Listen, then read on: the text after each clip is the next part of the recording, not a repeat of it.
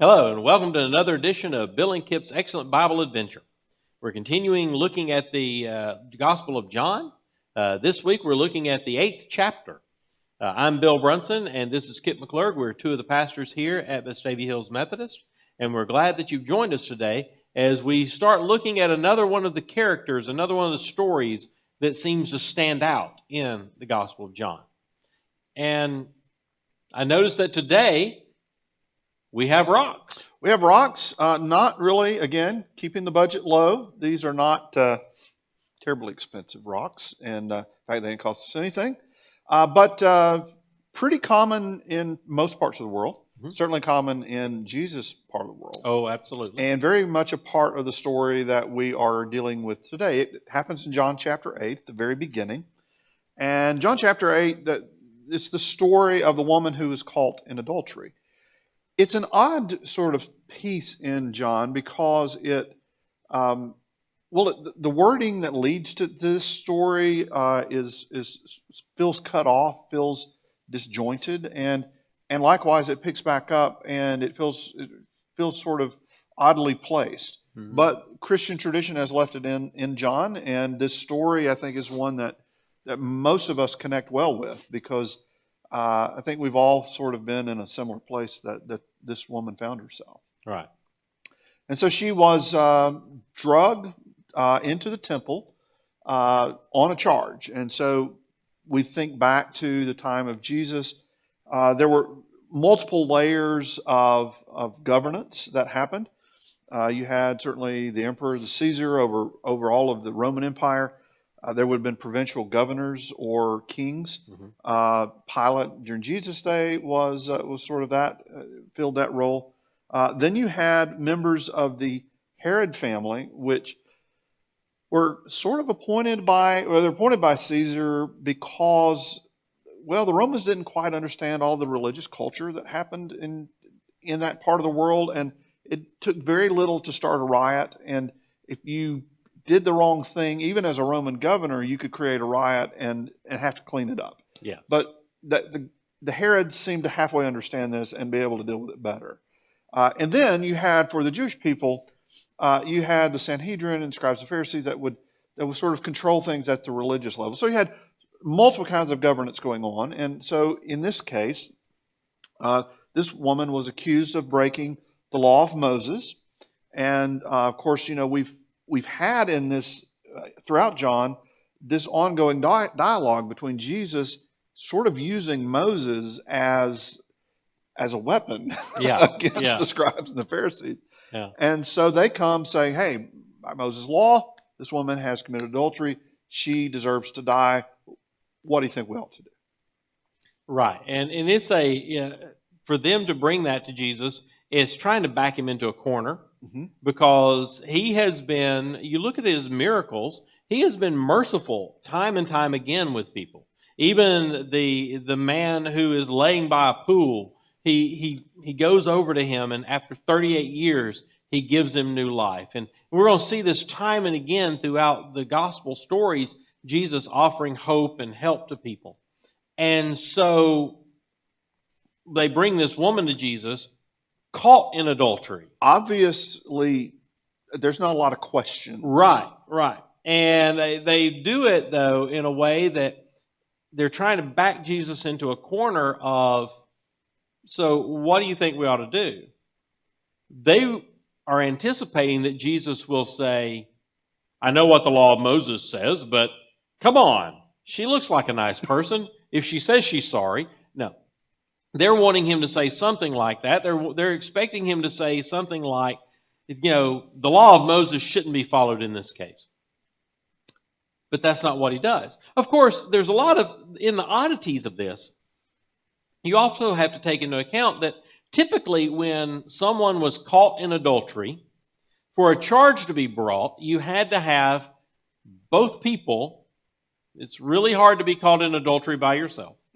But caught in adultery, both people, there has to be at least one witness, if not two or three or more, that you have witnesses that have caught the person. And usually the priest would write, or whoever was adjudicating the case would write the names of the people using a stick, would write the names of the people in the dust on the ground. And because that way it's temporary, but it names the people being charged. And then it can be wiped away once the charge is complete. And so you have these people, you don't have these people here. You have a woman. One woman. Not the person that she was with, not the lineup of witnesses that all are there to give testimony.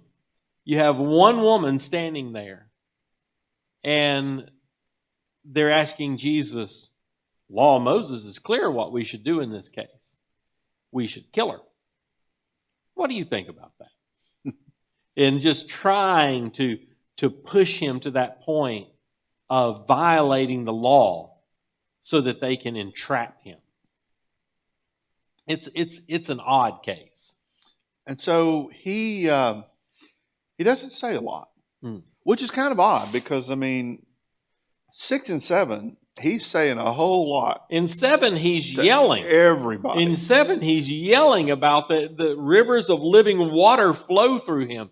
And now he stands there silently. And he takes up the stick, not writing, I don't suppose, the witnesses' names, but writing something. Something. We don't really know what he writes in the sand. And it's this dramatic moment of pause and quiet. And finally he looks back at the accusers and says, "You who are without sin, you cast the first stone." And then what happens? Because typically, if you're stoning someone in this period of time, for this poor woman, they would have, if it were a normal case and you have a person being stoned and you have the witnesses, you took the person out. Right. And you threw them off the wall and they landed below. And then, if you're a witness, if you're the first witness, you pick up the first stone and you throw the first stone down on her.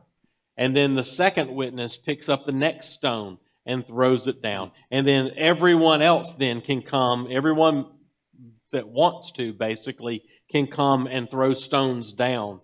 And there's a limit to how many stones are dropped. And then if you don't die, then they would actually come and use a club and end your life. And so Jesus is looking at these people who are all standing around. They have these stones in their hand. They're ready to go to the wall and watch this person fall down.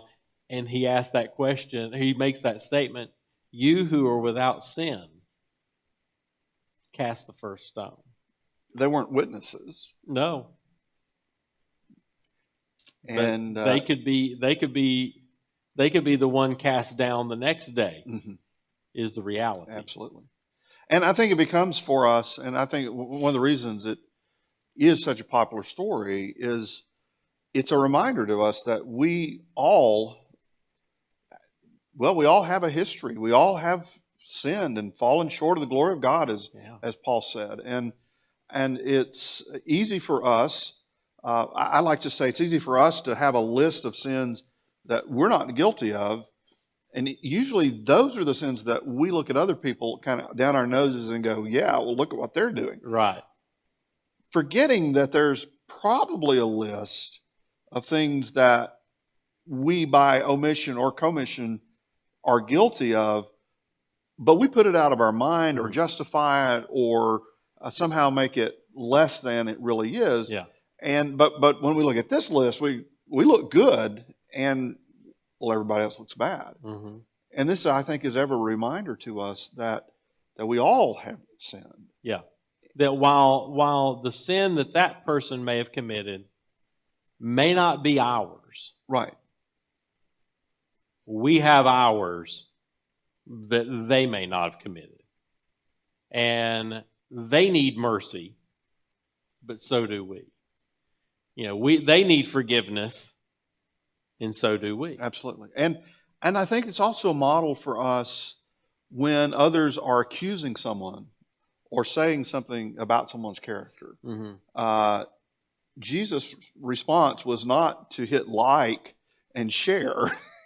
Yeah. That was not it. It was silence. Yeah. And I think we're called upon to recognize that we don't need to participate in those kinds of behaviors, but rather we should try to bring healing to the situation and not to bring harm. Yeah. There's enough accusations and misinformation out there. Yeah. We don't need to add to that. No, absolutely not. So this story then kind of serves as this constant reminder that probably saying less is not a bad idea, and remembering that as someone once said, I, the chief of sinners, am, but Jesus died for me.